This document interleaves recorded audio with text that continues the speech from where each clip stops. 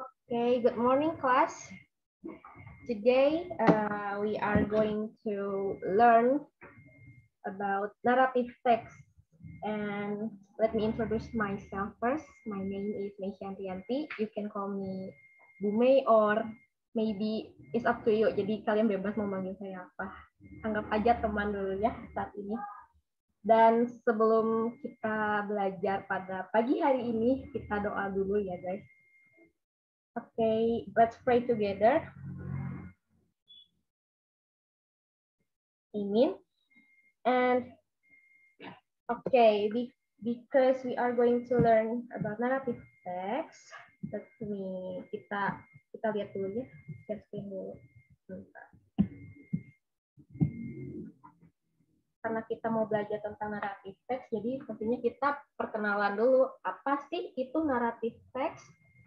Nah, jadi narrative text itu kita pastinya juga sering dengar, terus kita pasti juga sering baca, kita juga sering menonton kayak short story, storytelling, kayak Disney movie, terus kayak legenda, seperti itu.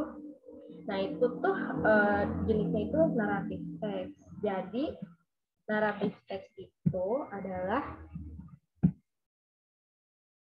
it is an imaginative story to entertain people. Jadi, tujuannya itu social function of narrative text itu to amuse or to entertain the reader or the listener. Jadi tujuannya itu narrative text itu untuk menghibur pembaca, pendengarnya, dan biasanya narrative text itu nggak sesuai dengan kisah nyata ya, biasanya hanya imaginative story aja, jadi nggak nyata gitu. Nah, kalau strukturnya gimana, Bu? Strukturnya dari narrative text itu, dari ceritanya itu pertama ada orientation. Orientation itu kita sebut sebagai awal mula, the beginning of the story. Terus kayak perkenalan the character of the story, antagonisnya siapa, background story-nya bagaimana, kayak begitu. Contohnya seperti Mutiara dan Surga ini sebuah tokoh dalam sebuah cerita. Nah, Surga ini tokoh protagonis, Mutiara antagonisnya. Kayak gitu. Terus diceritain tuh background story-nya. Kenapa Surga bisa begini, bisa baik, misalkan kenapa Muti bisa menjadi tokoh antagonis. Nah, setelah itu makin naik kan, nah itu jadi ke complication. Jadi ada konflik-konflik antara tokoh gitu. Jadi di sini mulai naik nih ceritanya. Jadi konfliknya mulai terjadi, jadi dikonfliktasi antara tokoh-tokoh protagonis dan antagonis. Nah, setelah konflik makin rame, pastinya udah konflik harus diselesaikan dong ya. Nah, makanya turun ceritanya menjadi resolution. Di situ terjadi solusi antara tokoh-tokoh bagaimana untuk menyelesaikan masalah yang terjadi. Nah, terus di sini di resolution itu ada penyelesaian masalahnya juga. Nah, nanti di situ terjadi ending, ada yang happy ending, bad ending, atau enggak ada yang menggantung. Jadi kalau happy ending pasti ceritanya happy, kalau sad ending ceritanya sedih, enggak apa ya, tokoh utamanya biasanya tidak bisa mencapai tujuannya kayak begitu. And the last is coda or reorientation, atau kita bisa sebut di sini ada moral value-nya atau pesan amanatnya. Jadi dalam sebuah cerita pasti ada amanat yang kita ambil gitu. Jadi nggak mungkin cuma sekedar cerita doang tapi nggak ada maknanya. Jadi dalam hidup juga pasti sebuah cerita tuh harus ada yang kita ambil, gitu. Harus ada moral value-nya. Nah, ini disebutnya coda atau reorientation untuk reader or listener. Nah, the characteristic of narrative text, the first is using past simple tense or past tense. Nah, udah pasti ya kenapa kita menggunakan simple past tense or past tense, because ini kan di retail dari turun temurun dari waktu ke waktu, terjadinya pada masa lampau. Jadi using past simple tense. And the second is using adverbs of time. Jadi Once upon a time, one day, long time ago. Nah, itu tuh pasti kita sering tahu gitu. Once upon a time, there lived a young princess and a beautiful queen, kayak begitu. Atau enggak, one day there lived a rabbit and a turtle. Or long time ago, there lived a handsome prince, kayak begitu. And so on ya. And the last is using direct and indirect speech. Jadi apa sih direct and indirect speech? If direct, the tokohnya itu bicara secara langsung kayak Snow White misalkan saya Snow White. Di sini Snow White bilang, I'm so sad. Nah, jadi bicaranya langsung pokoknya.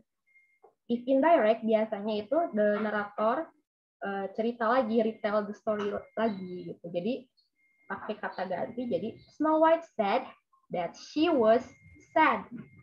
Jadi diganti ya pakai. Oke, sampai sini sudah cukup paham ya? Bisa dipahami dengan mudah kan? Atau ada yang ditanyakan? Tidak, kita lanjut ya. Di sini kita akan menuju ke sebuah contoh cerita. Anak-anak di sini, teman-teman di sini tolong perhatikan ceritanya karena di sini akan ada sesi tanya jawab ya. Bisa dilihat ceritanya? Bisa, Miss. Oke. Bisa, Miss. Kelihatan kan nggak kepotong ya? Oke, kita mulai ya. Kita baca bareng-bareng ya. Toba Lake. In one village of North Sumatra, there lived a poor farmer named Toba. Jadi di sebuah desa di Sumatera Utara, hiduplah seorang petani yang miskin bernama Toba. One day, he went fishing. Suatu hari, dia pergi fishing, memancing ya. Luckily, he got a beautiful goldfish. Dengan beruntungnya, dia mendapatkan seekor ikan mas yang cantik. He carried it home, then planned to cook it.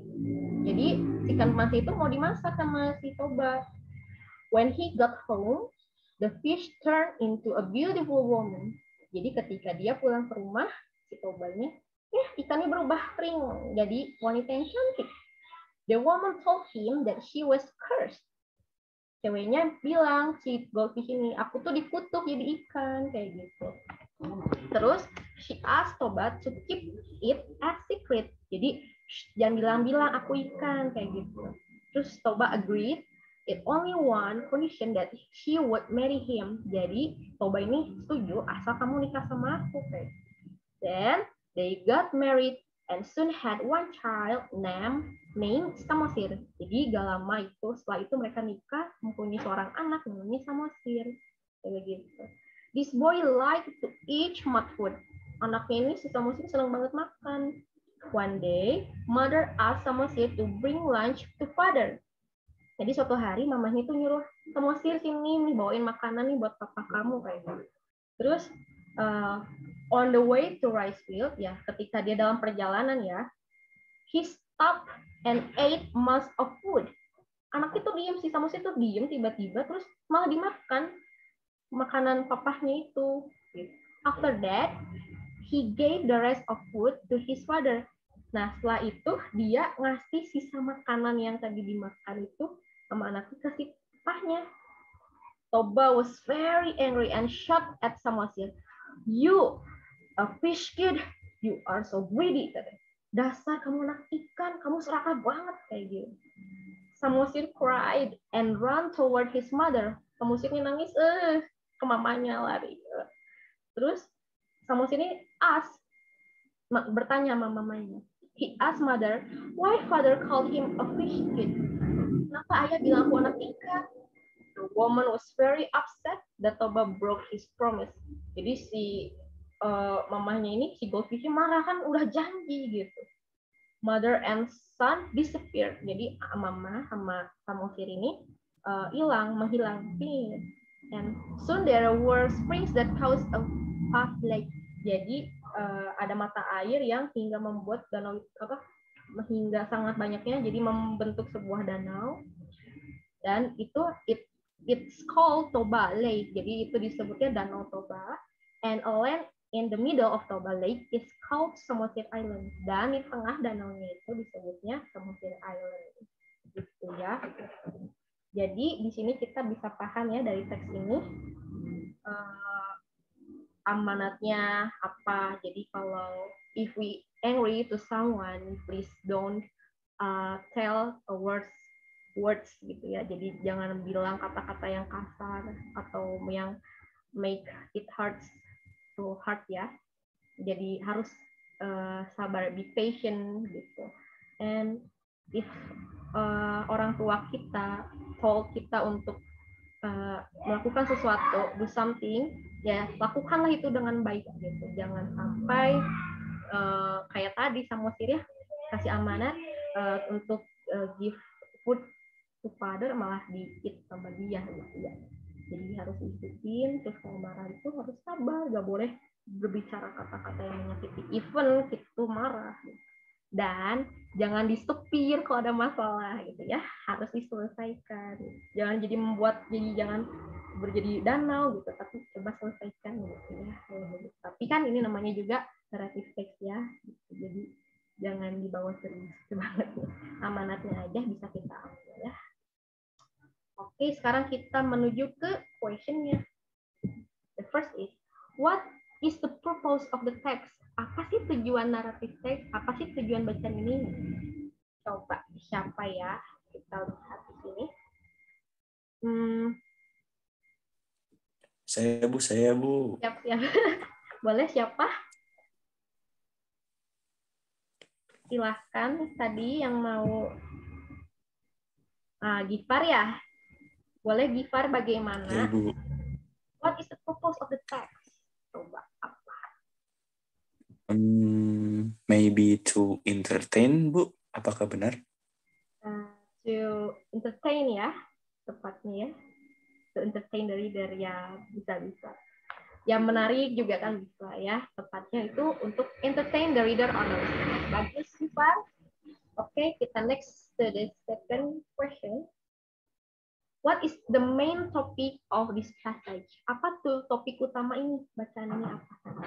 Saya mau jawab. Barangkali surga. Tujuan topik utamanya apa? Mungkin topik utama dari Toba Lake itu soal janji yang dipatahkan gitu kan, apa amanat yang tidak ditepati gitu kan. Tadi suaminya itu sudah janji, janjinya tidak ditepati. Nah, itu mungkin Miss ya bisa. Thank you Surga for answer my question. And the next is, the text is mainly talking about. Jadi bicara apa sih teks ini? Coba ini kita coba ke Nabila. Teks ini bicarain apa sih? Mungkin tentang asal-usul Danau Toba, Miss. Ya, betul ya. Perfect. Thank you, Nabila. And the next question is, what is the passage about? Bacaan ini mengenai apa sih? Ini namanya apa teksnya? Coba, siapa yang mau jawab? Tadi udah diajarin kan? Tadi pun ini kita temanya belajar apa? Coba Windali. Windali ada? Ini naratif teks. Ada ya, Ibu. Naratif teks ya, Bu? Iya, betul. Pinter ya. Perfect. And the last question is, what kind of generic structure will you find in the text? Nah, generic structure tadi apa? Coba ada apa? Pertama, orientation, terus complication, resolution, and coda. Coba kita lihat ya. Kita bareng-bareng aja. Yang ini yang kelima. Kita lihat di sini. Yang ini. Nah, one day. Dikerit. Nah, ini disebutnya tadi orientation ya, perkenalan tokoh-tokoh dan lain-lain. Di sini mulai turn into beautiful woman dan lain-lainnya sampai sini. Otoba was very angry and nah gini. Nah, ini disebutnya complication, di sininya resolution. Nah, the last is coda, yaitu itu kita ambil sendiri ya, amanatnya tadi udah dibahas bareng. Oke, mungkin sampai sini ada yang mau bertanya atau ada yang masih belum paham?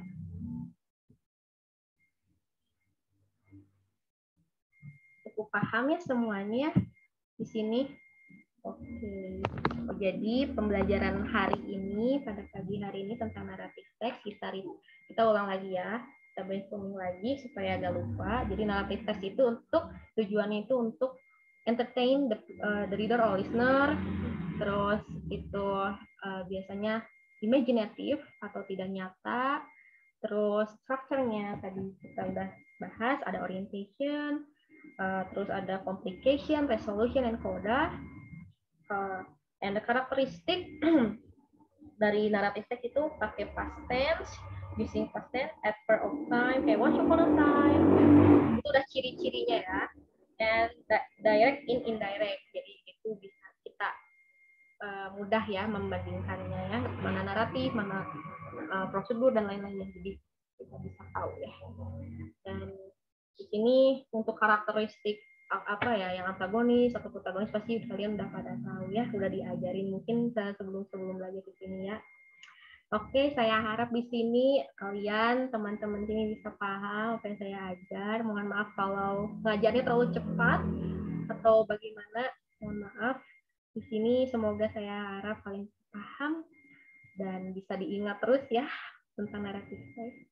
Oke, semuanya terima kasih untuk pagi hari ini. Bye, thank you. Thank you, Miss. Miss. Bye. Miss. Thank you, Miss.